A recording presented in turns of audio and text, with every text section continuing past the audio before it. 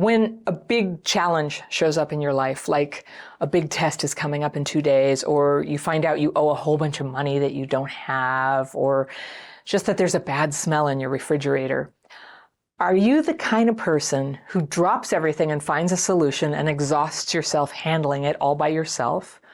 Or are you the kind of person who gets overwhelmed and goes into avoidance, struggling to take any action at all?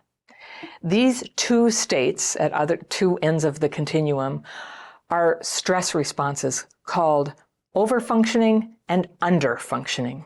And they're both common with people who grew up with trauma, and they each have destructive, if slightly different, consequences. So my letter today is from a woman I'll call Gemma, and she writes, "Dear Anna, can you please make a video about struggling to grow up and become an independent adult? I still feel like I'm a little girl, most likely due to childhood trauma, and I struggle to work, pay bills, stick to a schedule, and take care of myself. I have this fear that I won't be able to make it on my own, and I need someone to take care of me and do things for me." All right, I've got my fairy pencil and I'm circling things I want to come back to. I'm going to read through this letter. Let's see what Gemma's got to say, and then I'll go back to what I circled. All right. "Here's a little background about me, if it helps," she says.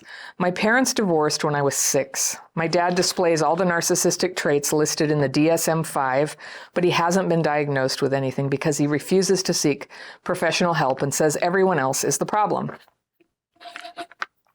He drinks heavily, criticizes and demeans others, cheated on my mom throughout their entire marriage, and he was in and out of jail for domestic violence. Oof. He would threaten to kill my mom and kill himself right in front of us kids, and it really impacted my siblings and me, especially my older brother, who became an alcoholic and took his own life a couple years ago. He was 29. His mother, aka my grandma, sexually abused me from the time I was 6 up, and she died when I was 13. When I told my dad what happened, he called me a bitch and a liar.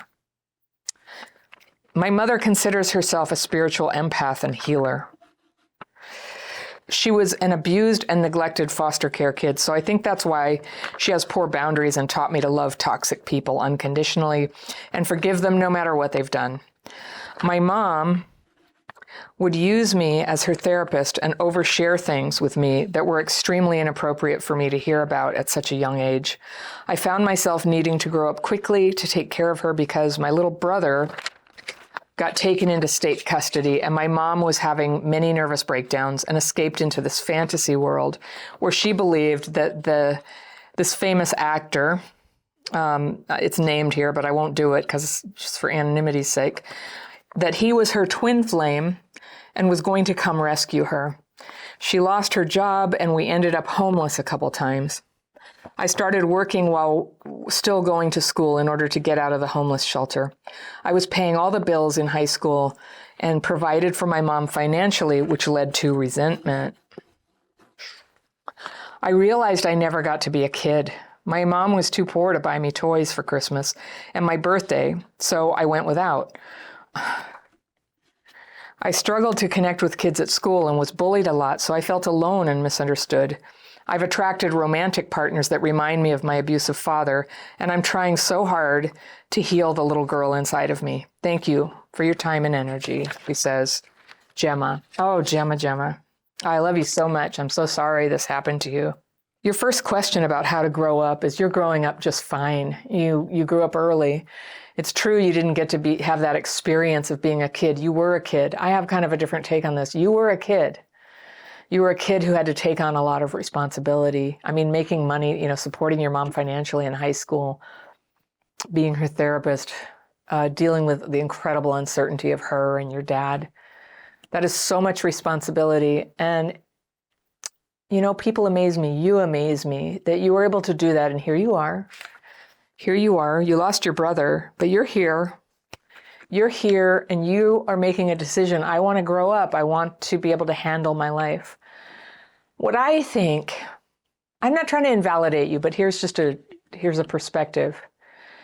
When you talk about not being able to pay bills, what was it? Work, pay bills, stick to a schedule, and take care of yourself. I don't think you failed to grow up. I think you might just have dysregulation. I think those are all things, dysregulation and a trauma response of freeze. Freeze does that, where it's just like you can't move. Certain things like pressure comes, anything stressful happens, you kind of go, ugh. Everybody has their sort of go-to trauma response. Some people are fighters like your dad. Some people are fleers like your brother, escape, right? Some people fawn. Your mother has gone into magical thinking. And you're a person who gets busy and deals with problems. And you do that, but there's something in you fighting it. Because I mean, anybody who could support a family in high school, that's just like not easy to do. And I would imagine you probably had to do a lot of covering up and protecting of your mother for her to not lose custody of you, right? Holy cow. Clearly she's mentally ill. That's very sad. It's very sad. Her delusional beliefs, the whole thing, the spiritual empath and healer, that is an identity that can attract people who are engaged in deep magical thinking. And here, I practice Stoicism basically, and I want to present to you a Stoic picture of this, because when and if you've gone to therapy, they may have talked about your inner child, the little girl in there, and if that's what you are connected to, you totally, yes, do that. As somebody who has a somewhat Stoic approach, not on purpose, I retroactively figured out that's the word, but sometimes I've just been a very practical person, and I just say, I had to do a lot. I had a lot of responsibility as a kid, like way over my head when I was little. I wouldn't even compare myself to you, but there were some things. And the thing that's helped me is to just try to stay in reality and just say, yes, all that's true. And I had an opportunity to talk about it. I had therapy. Maybe it was helpful to talk about that stuff. I think in the beginning it was validating, but the thing is, the therapist, the first few that I ever ended up with, I often felt like my tragedies were a little bit like porn or something to them, that they were just like, oh yeah, tell me more. And they would want to talk about that. And everything in my life has been because I was able to move my focus off of what happened, acknowledge it, yes, I'm not trying to be in denial, but I do not believe that for all of us, certainly not me, that talking about it produces healing. It's a stage. It's a stage to admit it to somebody and to get somebody with perspective to go, oh, there's a word for that. That's abuse. That's da-da-da. There's a common pattern that shows up in people who experience that. That's very helpful. But then there needs to be a solution. And what you're doing here when you're talking about wanting to work and pay bills, that's my theme right now. I sing the praises of work. Work is a way that brings stability, choices, prosperity, connection. There are many good things that come from work. So if you can't do it right now, yeah, there's a lot of suffering and there's guilt and shame and all that. But I first just want to validate for you, it's very understandable that you're freezing up around this stuff. You didn't tell me how old you were. I have the impression that you're youngish. And because your brother was 29 a couple years ago, so you're somewhere in that vicinity.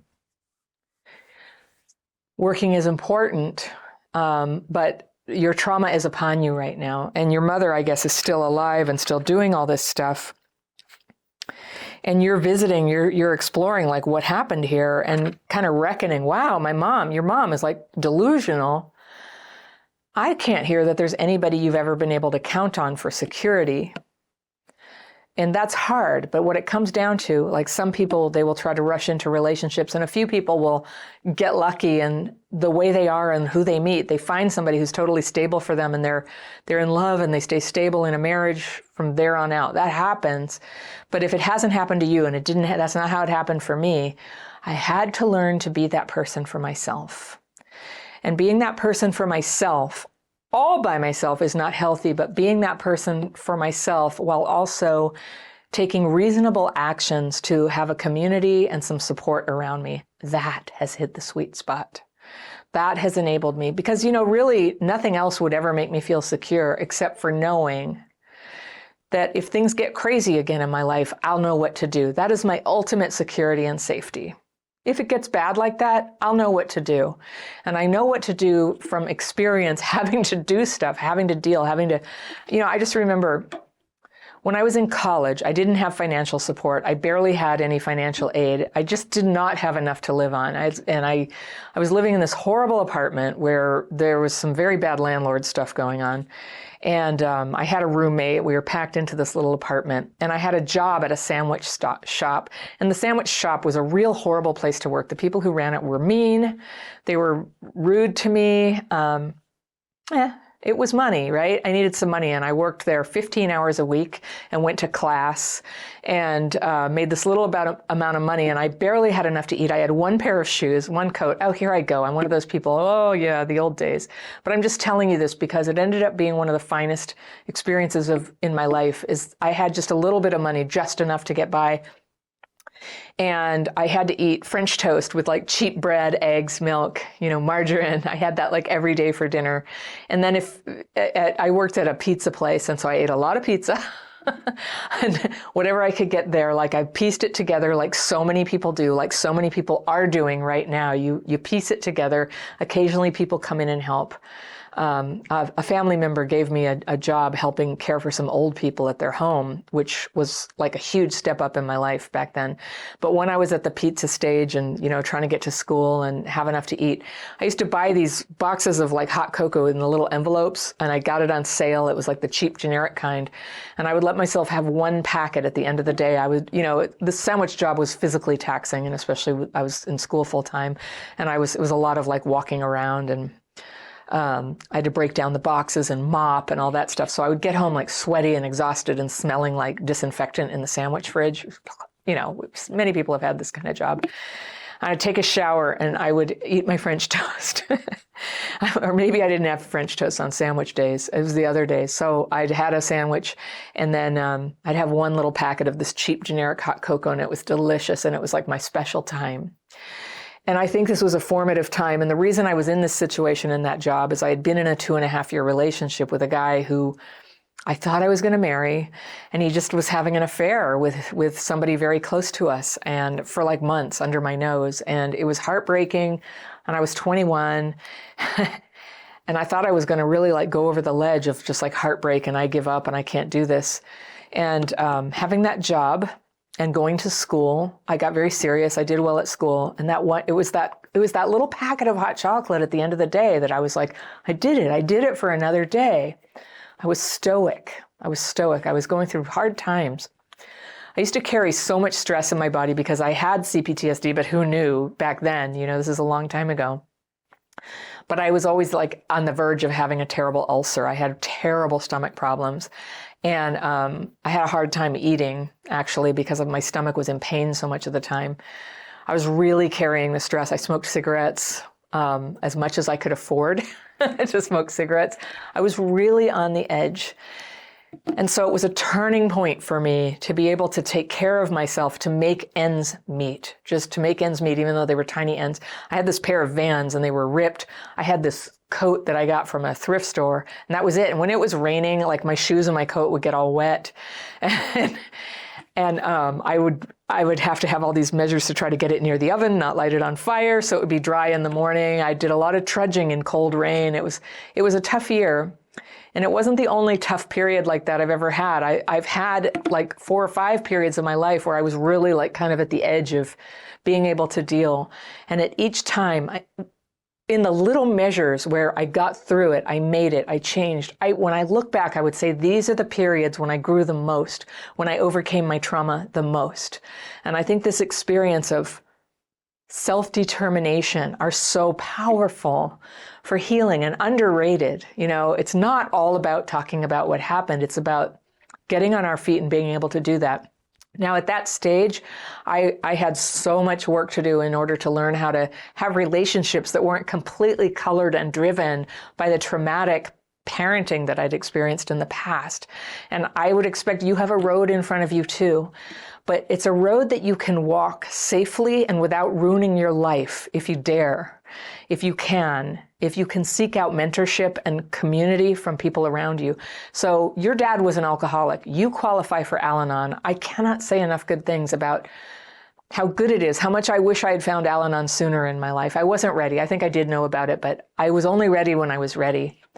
But when you can go to a meeting any night and be with people who understand, and you can be yourself, and you can sit there in your wet coat and your wet shoes and your backpack and you're craving for cigarettes that you can't afford and your stomach ache, you have a place to go. And then you have this thing like the 12-step process to start moving through all the troubles and make sense of your life and have companions along the way. You are living large. So many people are living in isolation and they don't have that. I really encourage you, avail yourself of that community. You can get through a lot when you're with people who understand, who are also working on themselves. And then you need tools.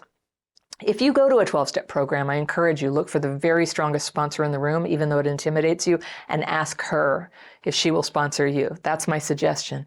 You can also, in addition to that, or all by itself, come be in our program, take the daily practice course I teach. Those are the techniques that got me through one of the darkest periods of my life, and I just keep doing them. I just did them about an hour ago. I did my second one for the day because it recharges me. I taped 6 videos today. This is the 6th one. It takes a lot of energy to do this. And if I write and meditate using my daily practice techniques, not only do I just have less trauma overall, and it's like rinsing the trauma off of you twice a day, open up a way for fresh thoughts and fresh feelings. I might, if you haven't heard me talk about this, it may sound strange. You can learn all about it. I have a free course. It's on the free tools page of my website, crappychildhoodfairy.com, free tools.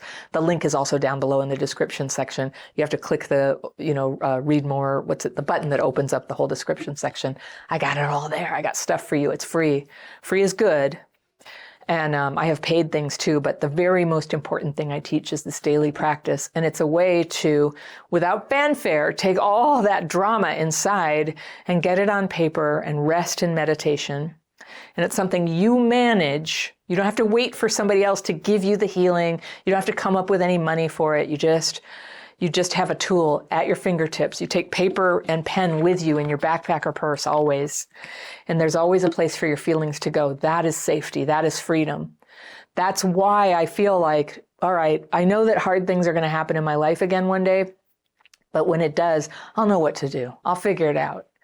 That's what safety is. That's what confidence is. That's what self-esteem is, really, is knowing that you'll be able to figure it out. So I'm proud of you. I just see that you have figured out a lot. You figured things out at a very young age, and there's all kinds of trauma wounds happening right now, popping around like popcorn in the way your life is playing out. But you can start right now to create a door where all that stuff can go out and a new experience can come in. Think of it like a delayed development. You didn't get to learn all the stuff that parents were supposed to teach you. And there is so much time to have fun, by the way. So much time to have fun in your life. A lot of fun is available. A lot of friendship. A lot of learning and going to school. Like a lot of the things you missed. There will never be a childhood again. But a lot of the things you missed, you can have. You can have them. The trauma gets in the way. So priority number 1, heal the symptoms of trauma. That will in turn help direct your love life in a better way. If you can, come into my course on dating, just if that's something that's out there for you, because with your background, you probably have to take conscious action to direct your love life into a good direction, a positive direction that's in your best interest. Because what we do is what we do. We tend to recreate the pattern that happened before. And you could end up with somebody who's a magical thinker, not reliable, an alcoholic, abusive. That would be likely. So I'm just saying, so good to get help, whatever it is. Therapy, most people can't afford that, but therapy, membership in Crappy Childhood Fairy, or a course, free course, 12-step programs, also free.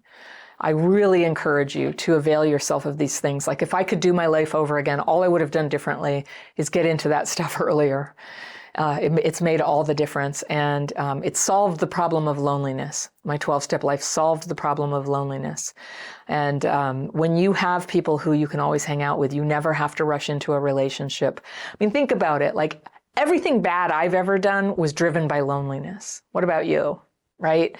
So when you don't have healthy friends in your life, you can create an environment like that by dropping into a 12-step program. That's who it's for. If you're watching this, if anybody out there, if your problem is drinking, AA, so powerful. I don't have that one, but I would definitely, I love AA. It's great. I go to open meetings sometimes. If it wasn't alcohol in your parents, but everything was all dysfunctional, ACA, Adult Children of Alcoholics and Other Dysfunctional Families. If money is the main locus of problems, Debtors Anonymous. If relationships are the main locus of problems, Sex and Love Addicts Anonymous. There's a number of 12-step programs. I'm not listing them all, but just saying, there's one for everybody.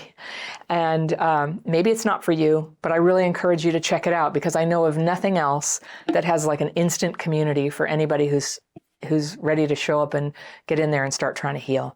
So I love you for trying. Thank you so much for writing. I'm proud of you.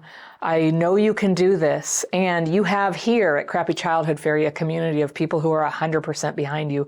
And I would really like to ask the commenters to be loving and kind and supportive toward Gemma. What a good woman you are. So we're behind you. And if anybody here feels like their trauma has affected their lives, if giving you CPTSD made it hard for you to get going in your life, take my CPTSD quiz. This quiz has been taken by thousands of people, and in it I list a whole series of common symptoms that happens. You may not be able to get a diagnosis from a professional. It's not even recognized in the United States, but I list the common symptoms. And you can check the box and just see, do you have these? And you can self-identify. If you have the symptoms, I don't care what you call it, you belong here. So that quiz, it's the Childhood PTSD quiz. It is on my website on the free tools page, and it's linked. That free tools page is linked down below in the description section too. I have a series of quizzes there you can take. And I recommend them. They often are the first step for you to find out, like, oh my gosh, this is a thing. It's not my fault. I'm normal. I'm having normal symptoms that follow when people have been through abnormal experiences, as I have.